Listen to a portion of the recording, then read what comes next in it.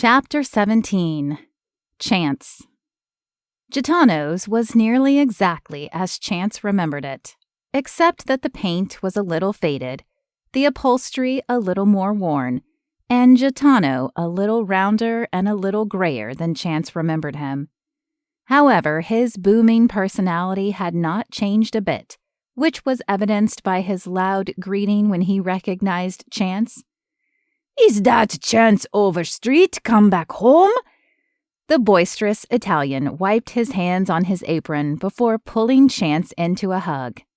Gitano had always been the life of the restaurant, and part of that was due to the fact that he seemed to know every customer by name and often sat with them for a few minutes when he brought out the food. "I was sad when I learned you had moved away, even if it was for a noble cause." Chance ducked his head.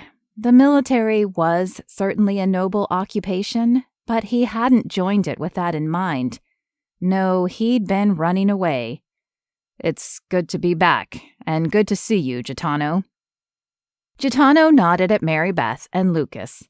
"And I see you have picked up exactly where you left off. I'm glad to see it. I told Lucinda you would end up together. Always were the perfect couple." "Oh, we're not," Chance stammered, as Merribeth, an alarming shade of pink, added, "It's not like that." "No?" Gitano quirked an eyebrow. "Well, no matter. Everything in due time. I have just the table for the three of you."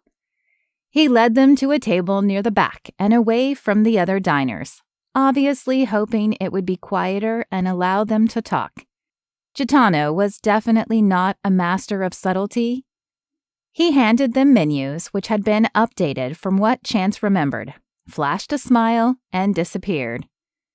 "Well, what are we feeling like tonight?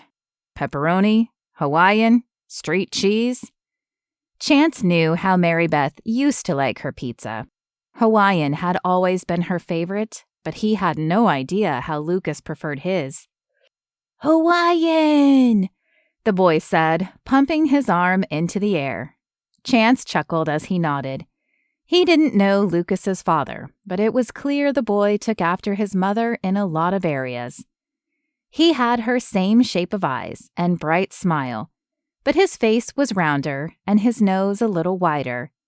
Chance hadn't gotten a good look at the picture of Colin before Merribeth had given it to Dougie, but he would bet those features came from him. "Hawaiian sounds good to me. Merribeth?" "It's still my favorite," she said with a small smile. "That settles it then." The waiter appeared a moment later, and Chance ordered a giant pizza, an order of cheesy bread, and a pitcher of lemonade.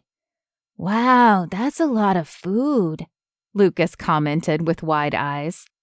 Chance chuckled again. "I suppose it is, but there's a fridge in the hotel room if we have leftovers."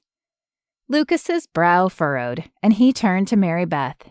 "Speaking of that, Mommy, who's going to watch me tomorrow?"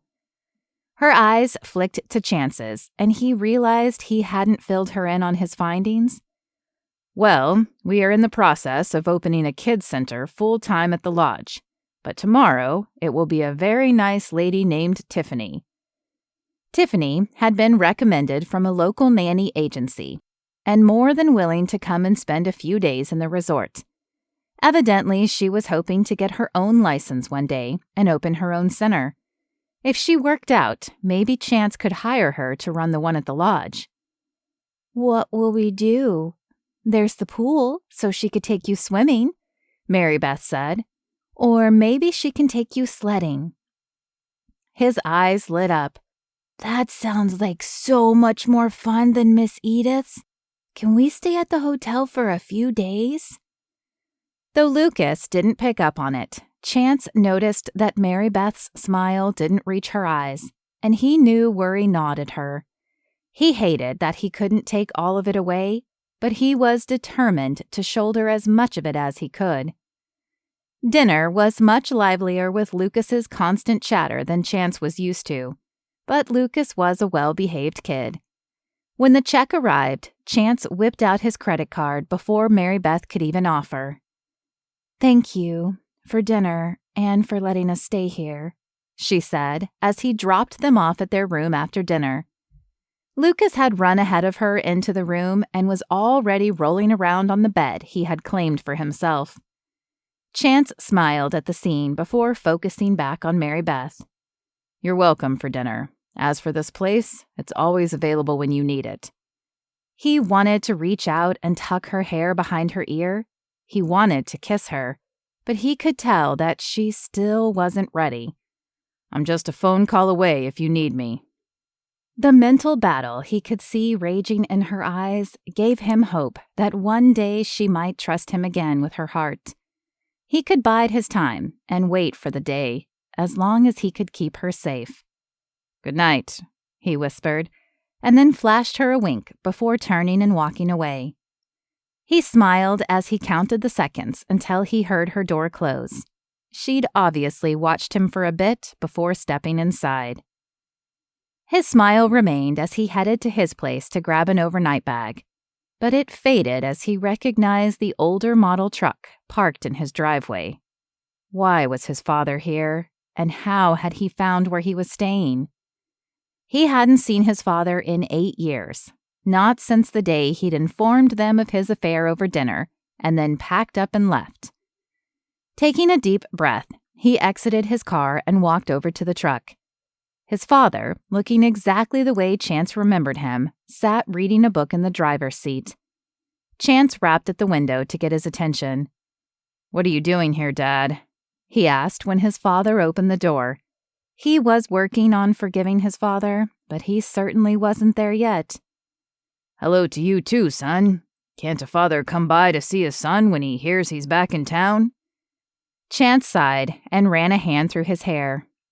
He hadn't felt tired before, but suddenly the exhaustion of the day fell on him. Being around his father had often been tiring, at least when his father was forcing him to work in the shop. Then his indiscretion had driven them even farther apart. "I suppose, though I'm not sure what we have to say to each other. And how did you even know I was back?" His father rubbed his knuckles across his cheek. "I spoke with your mother before coming here. She told me where you were staying, but don't be mad at her. Listen, can we go inside and talk?" The last thing Chance wanted was a long conversation with his father, but it had been nearly 10 years, and talking outside did feel wrong somehow. Besides, he hoped Merribeth would recognize he'd changed and forgive him. The least he could do was let his father talk. With a heavy sigh, Chance nodded. "Sure. Come on in." "I like what you've done with the place," his father remarked as they entered the living room. Chance blinked at the humor he heard in his father's voice. He couldn't remember the last time his dad had joked with him, but considering the fact that he'd been here less than a week and done absolutely nothing with the place, he had to be joking. Chance had only managed to unpack the boxes that contained what he'd needed to sleep, shower, and cook a few meals. The rest still lay scattered around the floor. "Yeah, well, I've been a little busy. I'm sure you have too, considering it's tourist season." "Actually, I retired this year. Sold my new place to a nice young couple." Chance turned and looked at his father. Really looked at him for the first time. He'd sold his new shop? His pride and joy? Why? He still appeared fit. In fact, with Chance's injury, his father was probably in better shape than he was. "You sold it? Why?" "I felt like I needed to focus on the things that really matter." His father rubbed a hand across his chin and took a deep breath. I messed up pretty badly, Chance. I thought Trish would make me happy, but I've realized over the last few years that I already had the things that make people happy. I just didn't appreciate them. Anyway, I'm reaching out to your mother and you because I'm dying, Chance. That's a terrible way to tell you, I know, but I didn't know how to get a hold of you before." Chance fell back into the couch. His father was dying? They hadn't had a relationship in years, and what they'd had before hadn't exactly been good. But this was his father. Death seemed so permanent. Dying? How? His father sat down in the chair across from him. Cancer? That's always the one you can't see, isn't it? How long? His father shrugged. 6 months, give or take. It's not nearly long enough to make up for what I did to you and your mother, but it's all I've got. Words still failed Chance as his mind tried to process the information. 6 months? Though his anger still burned, the flame had died considerably with that information. It was hard to stay angry with someone who was dying, even if they had caused pain in the past. I'm so sorry, Dad. His father shook his head. No, son, I'm sorry. I was selfish, and I didn't think about how my actions would affect you and your mother. He placed his hands on his knees and stood. Anyway, I've taken enough of your time for now. His hand trembled as he reached into his pocket and pulled out a card. This is the number for where I'm staying. I'd love to connect with you again and spend as much time as we can before... His voice trailed off, and he cleared his throat. But I'll leave that up to you. Chance knew he should say something, do something, but his emotions still careened inside him like bumper cars. As if glued to the couch, he watched his father walk out of the small house, and it was only the click of the door shutting behind him that pulled him out of his stupor. His father was dying. Chance pushed himself up from the couch and toward his bedroom. His father was dying. Someone had knifed his tire, and Merribeth's ex might be in town trying to steal back his son. What else could go wrong?